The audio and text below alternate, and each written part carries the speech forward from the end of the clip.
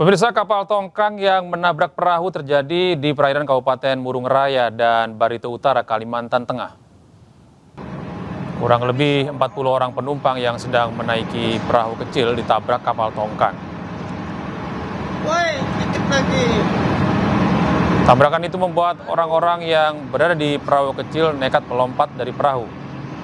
Berdasarkan informasi sementara, total jumlah penumpang 40 orang, 3 diantaranya masih belum ditemukan.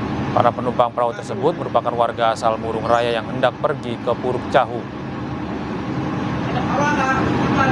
Kelotok ada nggak kelotok?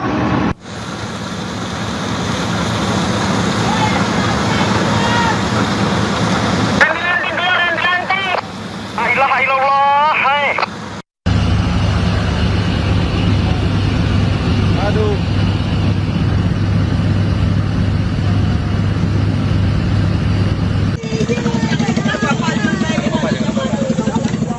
Kita beralih ke informasi internasional. Pemirsa, sesaat sebelum pembukaan festival legendaris San Fermin, puluhan ribu pengunjung di Pamplona, Spanyol dikejutkan oleh aksi demonstrasi pro-Palestina.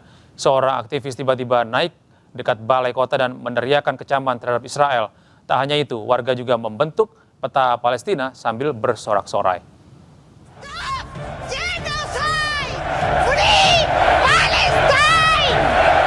Ada hal berbeda yang terjadi pada pembukaan Festival San Fermin tahun ini.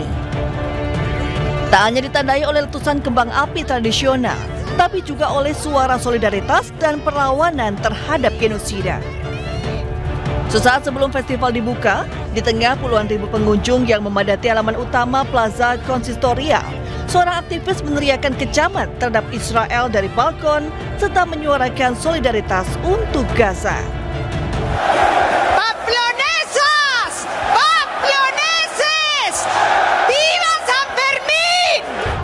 Seruan itu disambut sorak-sorai massa dan pengibaran spanduk dan bendera Palestina.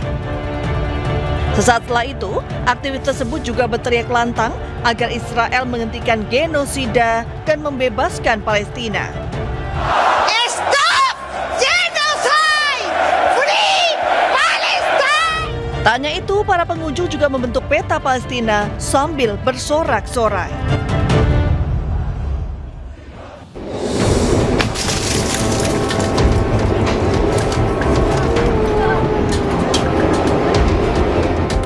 Viral di media sosial, seorang wanita menjadi korban aksi pelemparan batu ke kereta Sancaka eksekutif.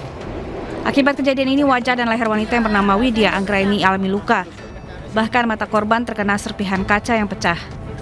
Dalam insiden ini, ada penumpang lain yang juga terluka terkena pecahan kaca. Lewat keterangan di media sosial, pihak PT KAI menyatakan peristiwa terjadi saat kereta melintas di antara stasiun Klaten dan stasiun Srowot di Jawa Tengah. Setibanya di stasiun Solo Balapan, kedua penumpang diperiksa dan diobati oleh tim medis dan dibawa ke Rumah Sakit Triharsi. PT KAI juga sampaikan permohonan maaf dan tidak menoleransi segala bentuk vandalisme terhadap kereta api.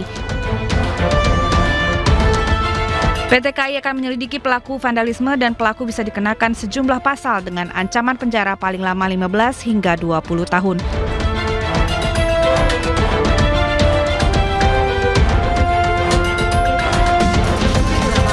PT KAI memohon masyarakat tidak melakukan aksi vandalisme ke kereta api apapun alasannya, karena dampaknya berbahaya bagi perjalanan kereta api.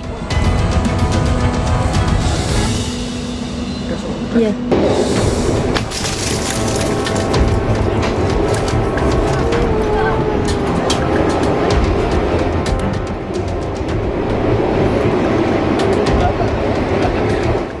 Terima kasih Anda masih bersama kami di iNews Malam. Pemirsa, Ketua BEM KM UGM Yogyakarta Tio Ardianto diusir dan ditahan usai menerobos masuk dan ganggu rapat tertutup antara Kapolda DIY dan Komisi 3 DPR RI. Dia menuntut 8 mahasiswa di Semarang dan 14 mahasiswa di Jakarta yang ditahan saat aksi demonstrasi Hari Buruh Mei lalu dibebaskan. Kawan kami masih ditetapkan sebagai tersangka di Jakarta. 8 kawan kami masa aksi ini juga masih ditetapkan sebagai tersangka di Semarang. Viral di media sosial aksi dan orasi Ketua Badan Eksekutif Mahasiswa Keluarga Mahasiswa Universitas Gadjah Mada Yogyakarta, Tio Ardianto.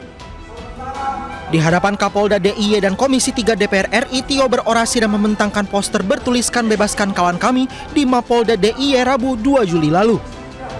Aksi ini dilakukan karena BEM UGM menuntut pembebasan rekan-rekannya yang ditahan usai aksi demonstrasi Hari Buruh di Semarang dan Jakarta Mei lalu. Namun sayang, respon yang Tio dapatkan tidak sesuai dengan yang ia harapkan. Para pejabat yang ada di ruang rapat justru menertawakan orasinya. Sementara itu, Tio juga mengaku usai aksi dirinya diusir dan sempat ditahan selama 1,5 jam. Bebaskan kawan kami di Semarang, di Jakarta. Bebaskan kawan kami, reformasi Polri.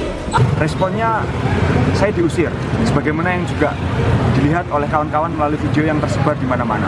Kemudian selama 1,5 jam saya ditahan setelah sempat mencoba untuk pulang dan kemudian kunci saya diambil ketika mau mencoba pulang. Nah, ini yang terjadi setelah saya melakukan aksi protes tersebut. Nah, ketika 1,5 jam ditahan di Polda DIY, saya sempat diinterogasi, ditanya terkait motivasi, apa yang sebenarnya dikeluhkan, seolah-olah apa yang terjadi di Indonesia ini satu peristiwa yang mengenaskan betul tidak diketahui oleh mereka. Terkait hal itu, pihak Polda DIY membantah telah melakukan penahanan terhadap Ketua BEM KM UGM itu. Mereka cuma ditahan sebentar atau gimana, Pak? Nggak ada penahanan. Dimintai keterangan aja ya? Nggak ada. Nggak ada. Informasi dari mereka ini undangan, resmi terus? Pak. Oh, resmi. Iya, namanya diundang, datang. Tiba-tiba Ya, dia bentangan. menyampaikan pendapat, ya itu kan haknya dia kan diundang. Oh. Ya, nggak ada penahanan. Dalam kaitan undang aja. Oh, diundang aja ya. Iya. Selain dihadiri Kapolda DIY dan Komisi 3 DPR RI, rapat yang membahas RUU KUHP itu dihadiri sejumlah pejabat lain, diantaranya Kepala Kejaksaan Tinggi DIY, Ketua Pengadilan Tinggi DIY, serta Kepala BNNP DIY. Dari Sleman, Daerah Istimewa Yogyakarta, Heru Trijoko, iNews melaporkan. Beralih ke informasi lain, pemirsa, Forum Kepala Sekolah Menengah Atas Swasta Jawa Barat mendesak Gubernur Jawa Barat Deddy Mulyadi untuk mencabut aturan terkait rombongan belajar. Menurut FKSS, aturan yang dibuat KDM bertentangan dengan aturan Menteri perihal luas ruang kelas dan jumlah maksimalnya.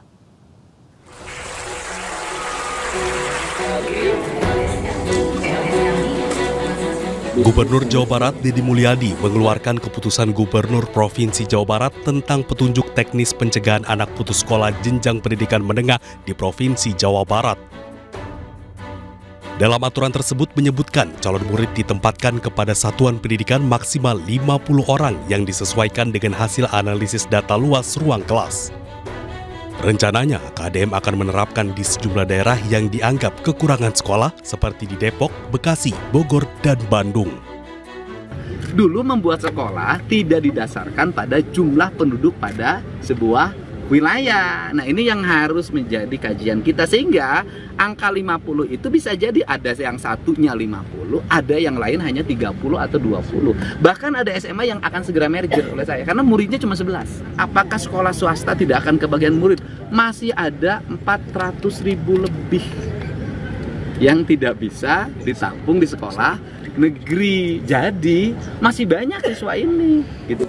Terkait hal tersebut, Ketua Umum Forum Kepala Sekolah SMA Swasta Jawa Barat menyebut aturan yang dibuat KDM bertentangan dengan aturan Menteri perihal luas ruang kelas dan jumlah maksimalnya.